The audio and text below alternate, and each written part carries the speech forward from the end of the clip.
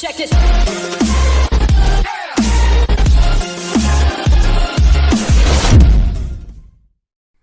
Hello, this is Socially Triggered, and this video is going to be about dogs. The origin of the domestic dog is not clear. The domestic dog is a member of genus Canis, which forms a part of the wolf-like canids. It's the most widely abundant terrestrial carnivore. The closest living relative of the dog is the extant gray wolf, and there is no evidence that any other canine contributing to its genetic lineage. The dog and the extant gray wolf are sister taxa, as modern wolves are not closely related to the wolves that were first domesticated.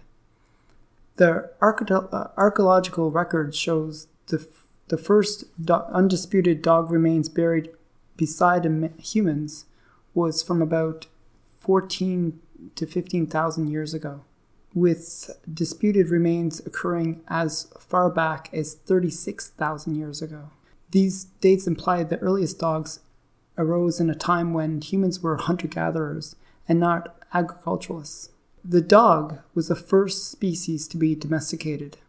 Where the genetic divergence of a dog and wolf took place remains controversial, with the most plausible proposals spanning from Western Europe, Central Asia, and Eastern Asia.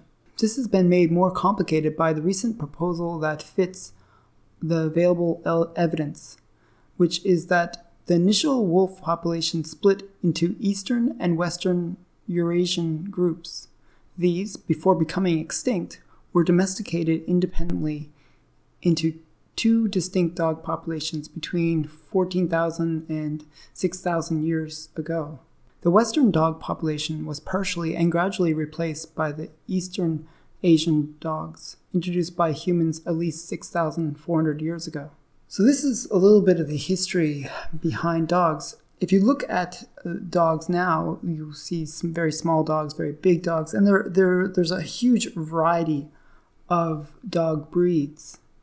And we can often say that certain dog breeds are smarter than others, certain dog breeds are stronger, certain dog breeds are more aggressive, certain dog breeds are better with children, certain dog breeds are good for herding sheep.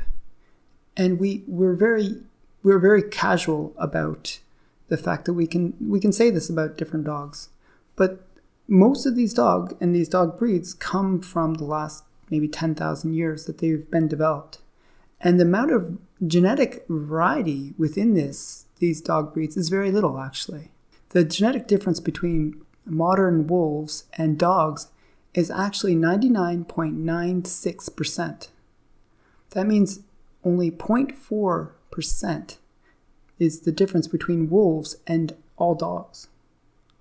So there's very little difference between not only between the dogs breeds, but actually between dogs and wolves at all.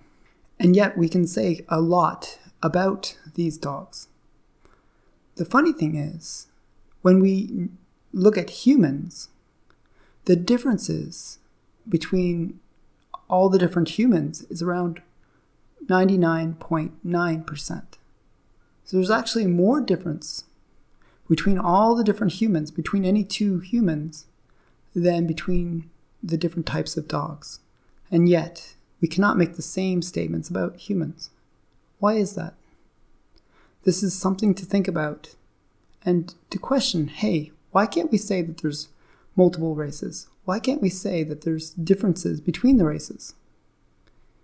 And if we can't make those statements, why not? If we can't discover the differences and the unique traits of each race, why not? This has been Socially Triggered.